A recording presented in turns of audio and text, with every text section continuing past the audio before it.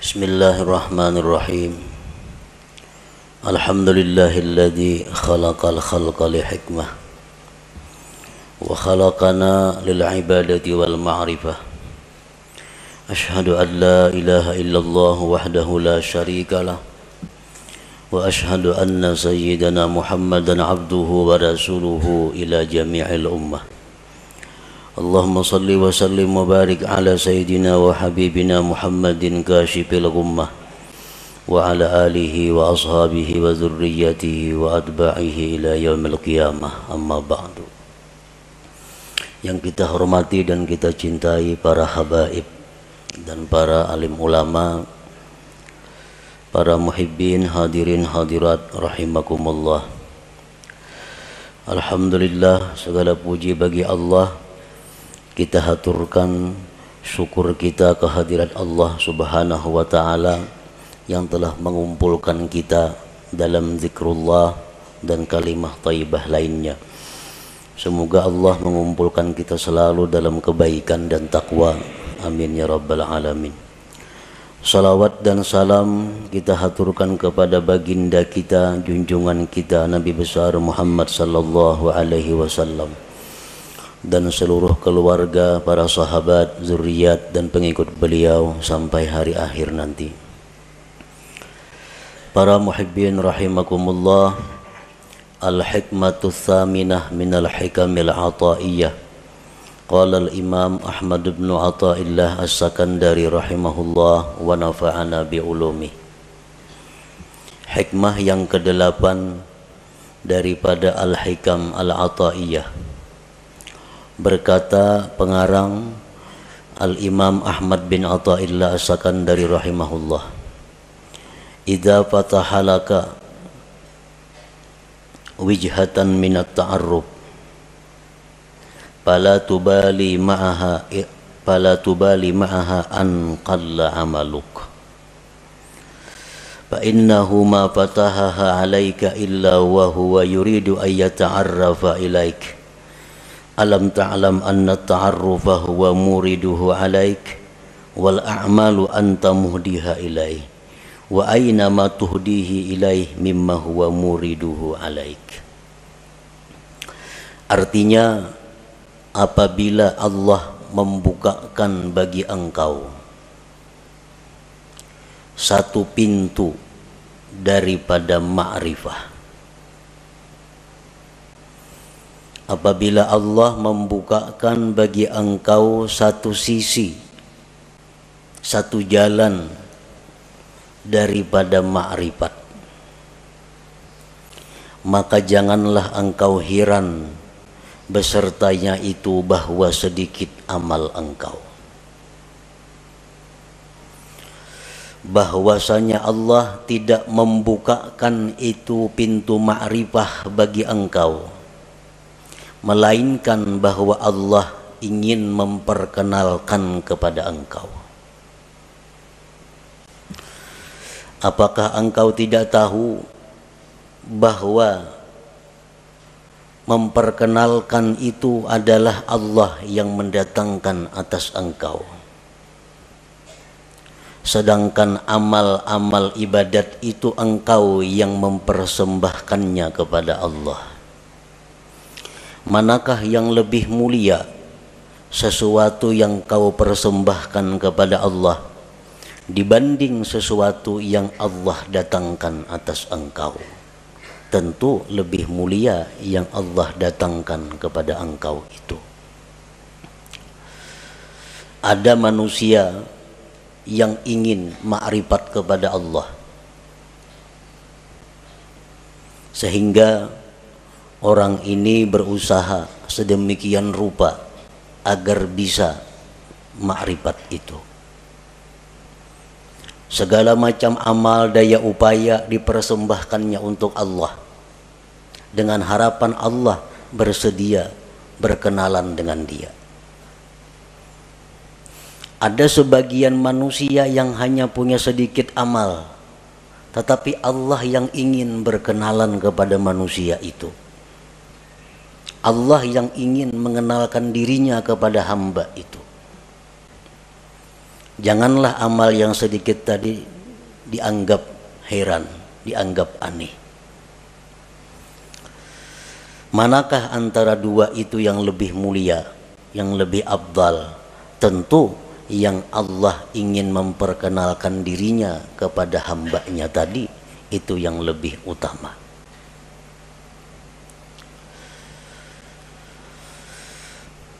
Tanqasimul ma'rifatu ila qismain, ma'rifatin ammah wa ma'rifatin khassah. Fal ma'rifatul ammah bi an ta'lama wa tuqirra anna Allah ta'ala wahidun qadirun muridun alimun hayyun sami'un basirun mutakallim ila akhirih. Ma'rifat itu ada terbagi dua.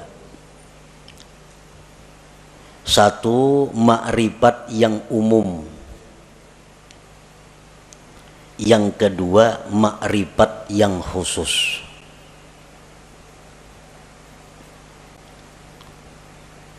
Dalam istilah lain ada yang menyebut ada ma'rifat itu ilmiah, ada ma'rifat itu dzauqiyah. Bermula ma'rifat yang umum itu bahwa engkau mengetahui dan mengakui, meyakini bahwa Allah Ta'ala itu esa, kuasa, berkehendak, mengetahui, hidup, mendengar, melihat, berkata-kata, seterusnya. Nah, ini dinamakan adalah ma'rifat ammah, ma'rifat yang umum. Kita tahu, kita mengetahui, meyakini, mengakui bahwa Allah esa.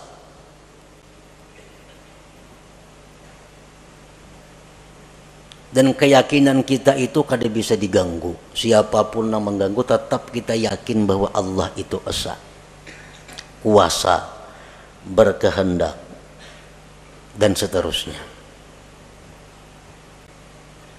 Nah, ini disebut ma'rifat umum. Wa tahsulu hadhil ma'rifah bitta'allum wa tafakkur wal istidlal, dan ma'rifat umum ini didapat dengan belajar, tafakkur, dan mencari dalil. Inilah ma'rifat yang dimaksud dengan awwaluddin ma'rifatullah. Awal agama itu adalah ma'rifat kepada Allah. Nah, ma'rifat umum ini maksudnya. Dan setiap orang yang beriman mempunyai ma'rifat umum ini. Setiap orang yang beriman mengetahui, meyakini bahwa Allah bersifat dengan sifat kesempurnaan, kebesaran, dan keelokan. Maha suci Allah bersifat kekurangan, aib, dan celah. Itu sudah setiap orang beriman. Mereka sudah punya ma'rifat yang umum ini.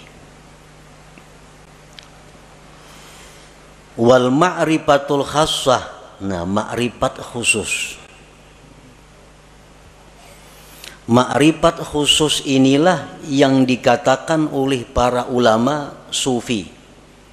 Inna fid dunya jannatan man dakhalaha lam yashtaq ila jannatil akhirah ala wahiyya ma'rifatullahi ta'ala.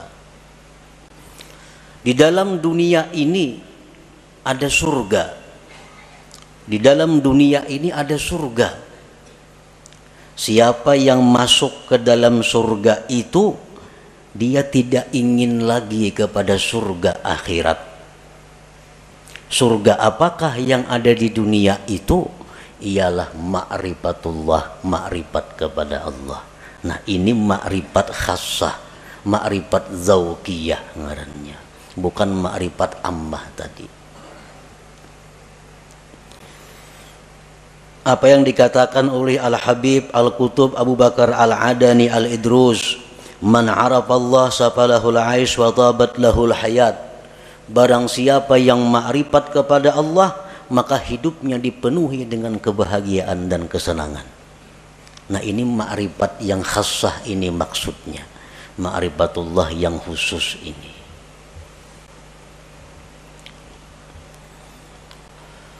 Wal ma'rifatul khassah, ma'rifat yang khusus itu bi antazuka an la fa'ila illallah masalah,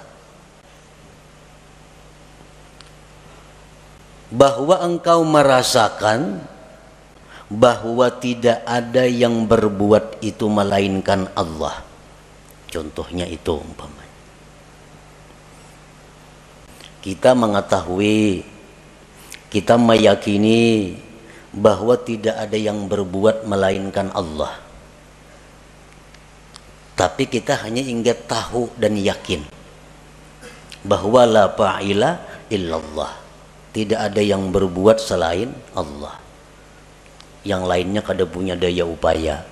Itu kita tahu dan mengakui itu, tapi kita belum merasai, belum merasa. Ma'rifat khassah ini adalah orang yang sudah merasa, orang yang sudah merasa bahwa tidak ada yang berbuat itu selain Allah. Orang yang tahu bahwa madu itu manis, nya yakin bahwa madu itu manis. Nah, ini sudah ma'rifat dengan madu. Tapi kalau orang yang sudah merasai kayak apa manisnya itu madu, nah ini ma'rifat khassah. Lain dengan orang yang hanya sekedar tahu. Mendengar berita bahwa di Mekah itu begini, begitu bagusnya, begitu indahnya, dengan bermacam-macam dalil, bermacam-macam kabar yang mutawatir bahwa Mekah itu ramai dan indah, sehingga kita yakin bahwa di Mekah itu ramai, Mekah itu luar biasa. Nah, kita sudah meyakini. Tapi andai kita ke sana, langsung berangkat ke Mekah, sampai di sana melihat seorang bagaimana Mekah itu, lain rasanya lawan nang hanya sekedar tahu. Nah, itu jualah orang yang ma'rifat kepada Allah ini. Orang yang hanya tahu, hanya ma'rifat bahwa tidak ada yang berbuat hanya Allah, tapi belum merasa, lain dengan orang yang sudah merasa. Kayak apa rasanya? Rasanya yang tidak ada berbuat selain Allah itu. Bi antazuka an la fa'ila illallah masalan, dengan bahwa merasa engkau bahwa tidak ada yang berbuat itu kecuali Allah. Nah, kalau sudah kita merasa demikian, fala tajidu fi qalbika dhiqatan wa tawbihan fi ma kana wa ma yakunu wa ma sayakun, maka tidak kau dapati di hati engkau kesempitan, mencela pada yang telah terjadi, yang sedang terjadi, dan yang akan terjadi. Orang tuh kalau sudah merasai kayak apa rasanya, rasanya keyakinan bahwa tidak ada yang berbuat hanya Allah, merasai sudah itu inya, maka hati orang ini kada sempit lagi. Hati orang ini kada ada lagi mencela terhadap apa yang dihadapinya, baik nang dahulu, baik sekarang, baik yang akan datang. Karena ini sudah merasai bagaimana tidak ada yang berbuat kecuali Allah itu. Seperti apa yang disampaikan oleh khadam Rasulullah sallallahu alaihi wasallam, Sayyidina Anas bin Malik. Ujar Anas bin Malik, aku 10 tahun jadi pembantu Rasulullah sallallahu alaihi wasallam, tidak pernah Rasulullah itu mencela aku. Tidak pernah Rasul itu berkata, kenapa ikam kadaka ini, padahal ka itu nang baik, kada pernah. Nah, ini menunjukkan bahwa Rasulullah Shallallahu Alaihi Wasallam itu merasakan sudah bagaimana yang dimaksud dengan la fa'ila illallah itu. Nah, inilah ma'rifat khassah.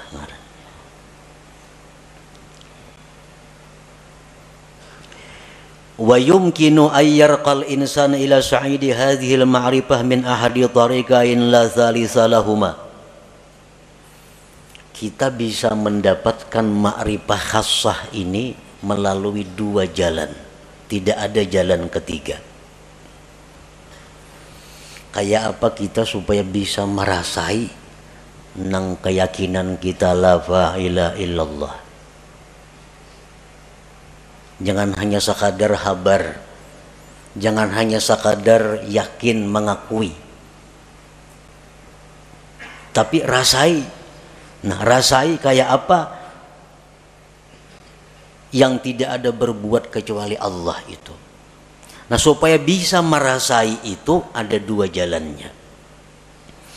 Yang pertama disebut tariqul hidayah wal inabah. Yang kedua disebut tariqul ijtiba wal istifa. Ada jalan hidayah dan inabah, ada jalan ijtiba dan istifa. Nah, hanya dua jalan itu.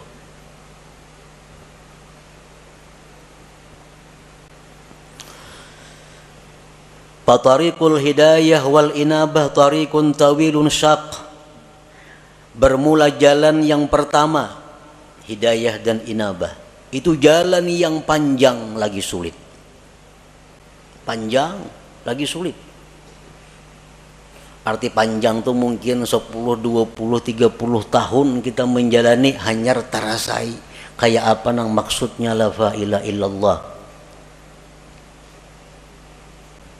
Sulit artinya banyak rintangan nang kita lalui, nang seringkali membuat kita kembali ke tempat pertama bermula. Min ta'allumil ilmi alladhi yuaddi bihi al-ibadata wa ya'rifu bihi sifatin nafsil batinah wa yuqaddimu qabla al-jami' ma'rifata aqidati ahli sunnah wal jamaah wa taubatin nasuh wa tahsinin niyyah wa tasihit taqwa wal wara'i waz zuhdi wa kasratil azkar wal aurat wa ghairi dzalik wa kulluhu yuhdihal abdu ilallahi ta'ala. Belajar dahulu ilmu, nang dengan ilmu itu kita bisa beribadah, bisa sembahyang, berwudu sebagainya. Belajar ilmu mengenali sifat-sifat diri yang batin. Apa sifat nang terpuji di batin kita, apa nang tercela. Berakidah ahli sunnah wal jamaah, taubat nasuha, niat yang bagus, takwa yang benar, wara, zuhud, banyak berzikir, banyak berwirid dan selainnya. Itu pekerjaan sehari-hari. Ada yang 10.000 zikirnya sehari, dan mungkin ada yang berpuluh-puluh tahun hanya diberikan Allah rasa bagaimana itu ma'rifatullah tadi.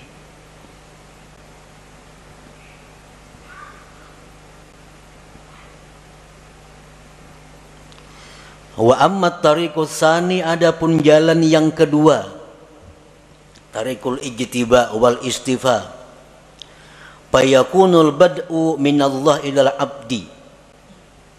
Jalan yang kedua ini adalah jalan di mana Allah yang ingin menariknya. Jalan pertama tadi si hamba nang baka hendak, kisahnya si hamba nang hendak ma'rifat lalu nya beribadah, beramal, berguru.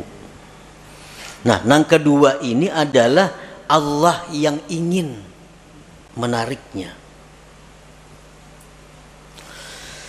Yakunul insan mustadhrikan fi syurudihi wa bu'dihi anillah wa faj'atan tudrikuhu rahmatun minallahi ta'ala. Ini manusia tenggelam dalam kejauhan daripada Allah. Pekerjaannya manusia ini sibuk mengurus dunia. Kada tahu diwirid, sembahyang pun kadang-kadang pray. Pekerjaan-pekerjaan maksiat banyak dilakukannya. Tetapi secara mendadak Allah memperdapati dengan rahmatnya.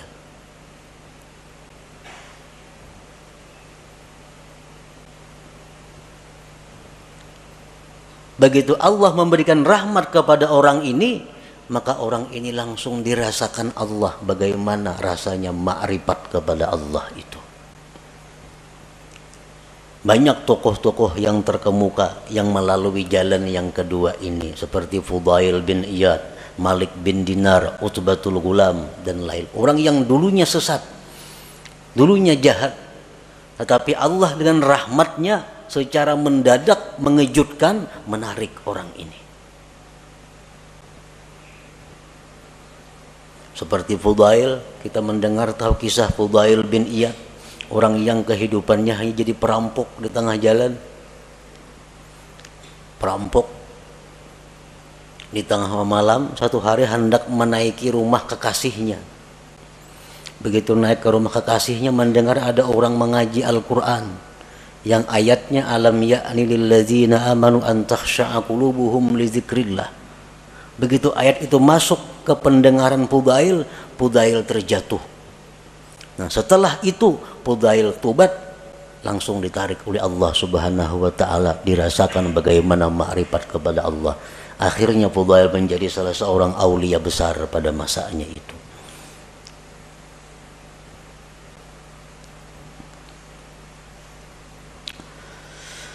Allah menarik orang ini lisababin minal asbab allati qad la ya'lamuha illallah.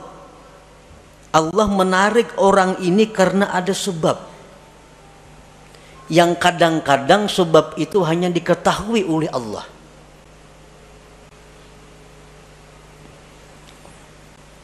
Kenapa orang ini maka ditarik oleh Allah?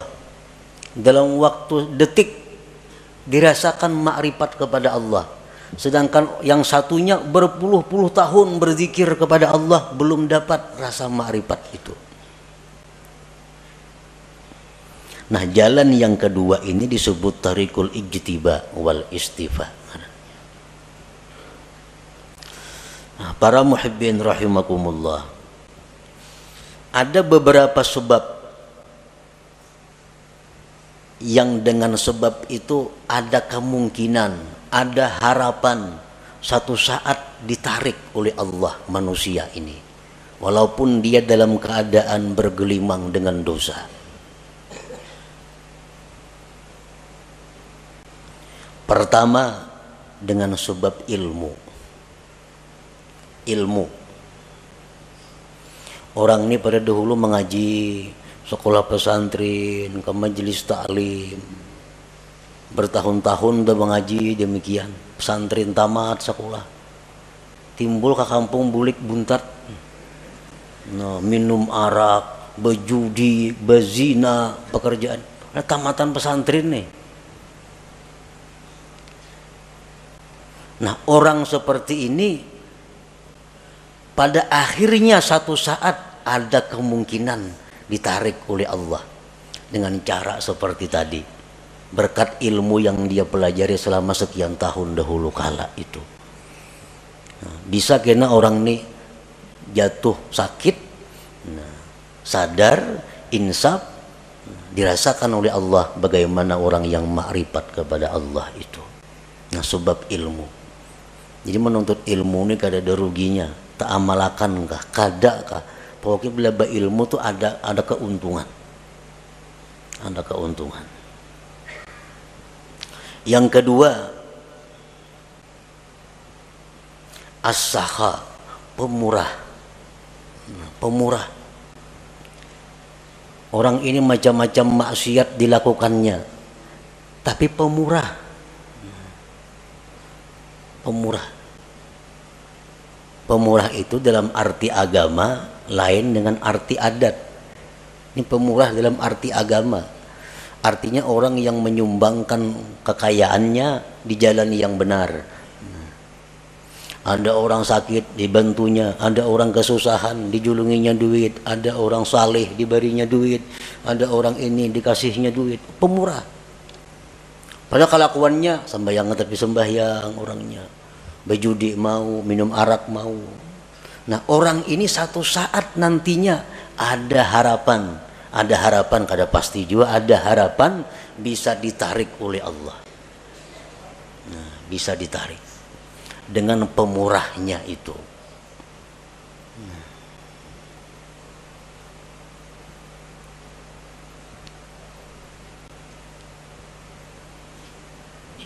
Yang ketiga, al-adlu, adil.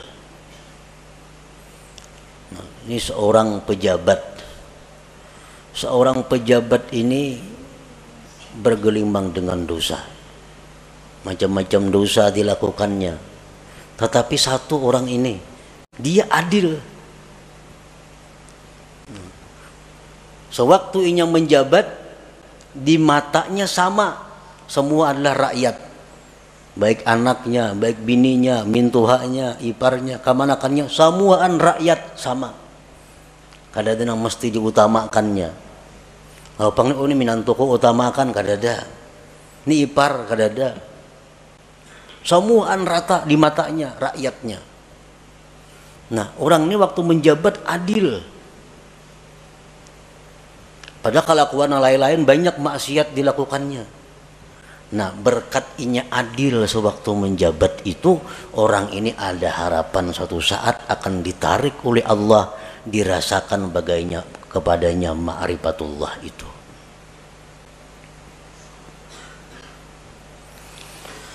Rasulullah sallallahu alaihi wasallam bersabda, tajawazu an dzambis sakhi wa zallatil alim wa satwatis sultanil adil fa innallaha akhadha bi yadihim kullama asara asirun minhum, akhrajahul khatib.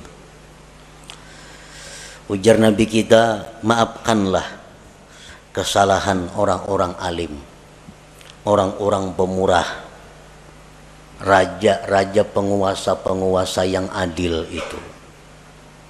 Karena Allah memegang tangan mereka. Bila mereka tergelincir, Allah yang akan menarik mereka.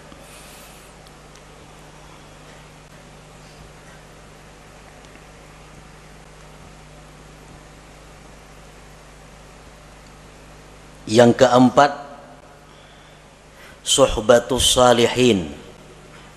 Orang ini bersahabat dengan orang-orang saleh, dekat dengan orang saleh. Padahal kelakuannya bila cerita pisah orang saleh macam-macam, tapi nya dekat dengan orang saleh. Ada orang saleh di sana, kenal, dekat lawan inya. Ada orang saleh di ujung sana, kenal, dekat lawan inya. Pokoknya di mana orang-orang saleh dicarinya, didekatinya. Padahal kelakuannya orang nih macam-macam maksiat diperbuatnya. Tapi kalau urusan orang saleh, wahnya paling dekat sudah. Nah, orang ini satu saat nanti bisa ditarik oleh Allah untuk dirasakan bagaimana ma'rifatullah itu. Rasulullah SAW bersabda, al-mar'u ala dini khalilih. Seseorang itu atas agama orang yang dikasihinya. Waqad qil, dikatakan orang, man sahibal akhyar ja'alahu Allah minal akhyar wa in kana minal asrar. Orang yang dekat dengan orang baik itu akan dijadikan Allah dia orang baik sekalipun dulunya orang yang jahat.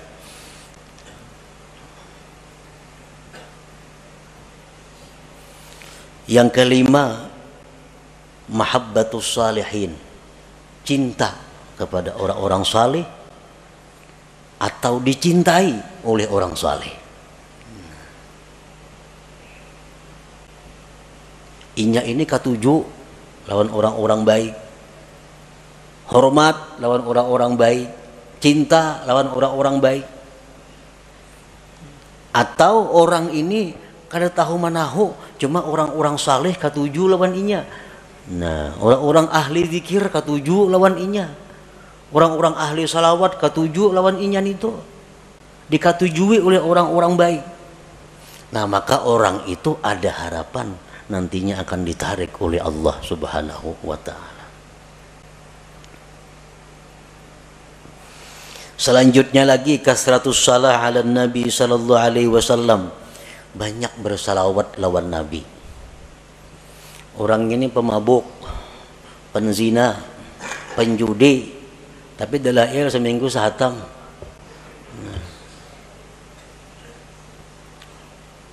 Mulut habsi kemana terdengar datanginya ketujuh, kisah-kisah Nabi ketujuh, tapi maksiat jalan terus juga. Salawat selalu dibacanya.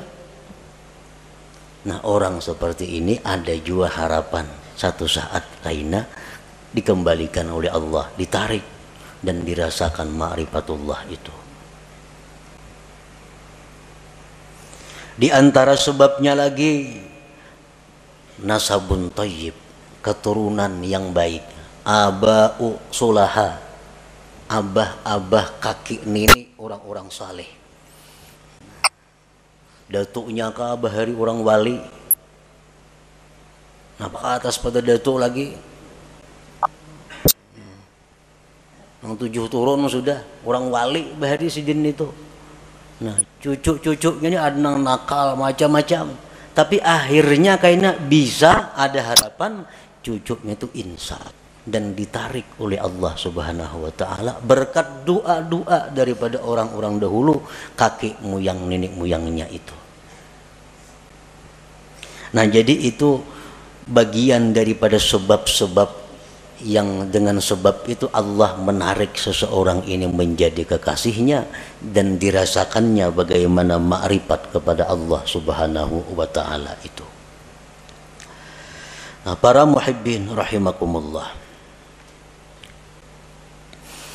setiap manusia yang beriman kepada Allah dan mempunyai keinginan yang tinggi, kehormatan yang tinggi, dia pasti ingin mendapatkan yang disebut ma'rifatullah itu.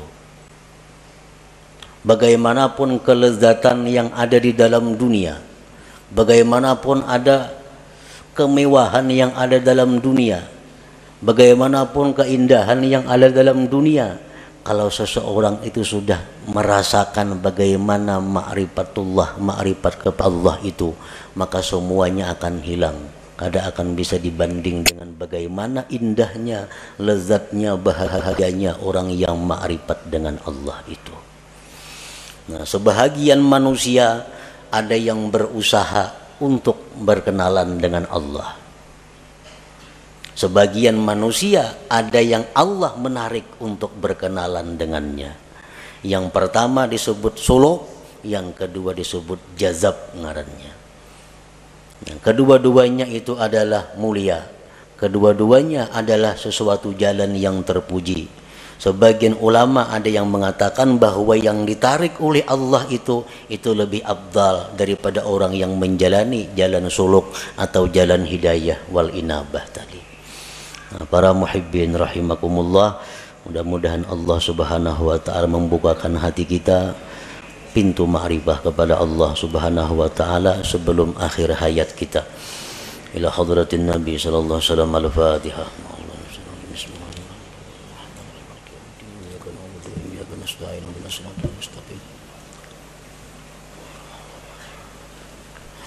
Ya Allah biha, ya Allah biha, ya Allah bi husnil khatimah. Ya Allah biha, ya Allah biha, ya Allah bi husnil khatimah.